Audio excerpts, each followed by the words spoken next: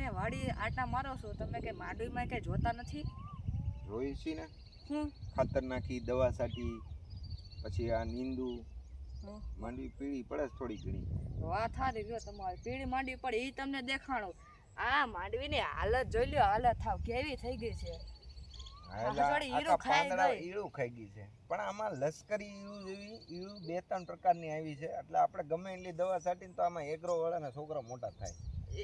દવા છાંટી રહી તો વરસાદ આવે એટલે પાછી દવા ધોવાઈ જાય એટલે કાંઈ ગણ કરે નહીં અને દિવસે ઈળું દવા છાંટીને ત્યારે જમીનની અંદર ઉતરી જાય છે, રાતે બહાર નીકળે છે. તો રાતે દવા છાંટી તો મેળ આવે એમ નથી કારણ કે મજૂર મળતા નથી અને વરસાદ આવી જાય એ વાત અલગ. પછી વરસાદથી એ તો વાત છે કે આ દવા છાંટી કરવું હું એ દઈશ ને તો ઉઠતી અને આના આટલી મહેનત કરતા આના ભાવ ન આપે સરકાર અને કોઈ કાંઈ ખેડૂતોનું ધ્યાન દેવાવાળું નથી. મારા બેટા હવે ખેડૂત કરે તો બિચારો કરે હું એમને હરેશભાઈ આ લોકો એમ કહે છે કે આપણે જે વસ્તુ જોઈએ બજારમાં મળી જાય.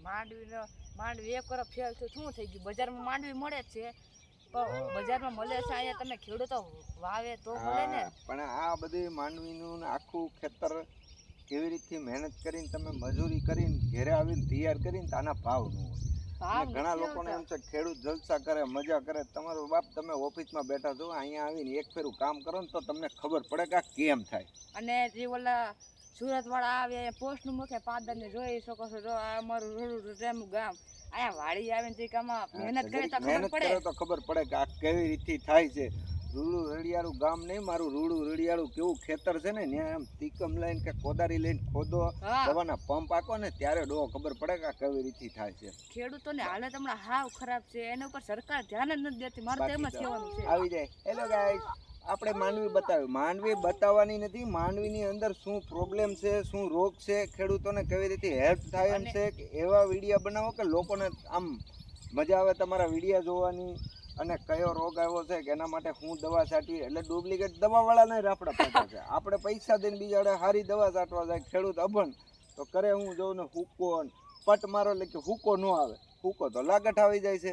આમાં ખેડૂત કરે તો શું કરે? સરકાર ધ્યાન ન આપે, ખેડૂતોને પોષણક્ષમ ભાવ ન આપે, ખેતર રોજ મોંઘું થતું જાય અને કોઈ હવે આ ધ્યાન દેવાવાળું ખેડૂત પાસે નથી. હવે ઉપરવાળો ધ્યાન દે ને ત્યારે થાય મારા ભાઈ. હરેશભાઈ અને ઓલા અત્યારના નવા છોકરા ને ક્યુટ બચ્ચા તો કે આ મમ્મી મારા પગમાં ગારો ચોટ્યો ઈ મને નો ગમે. અરે ગારાની ક્યાં કરો? ગારામાંથી મોટા થાય આટલો ગારો ચોટે અને એને તો ગમે નહીં ગારો. એમ ઈ શું કે મમ્મી ગાલો ચોય તો મને આ નો ગમે. અરે આમાં ગારામાં ખોદાય તમે મોટા થયા રમકડા બનાવ્યા તમે.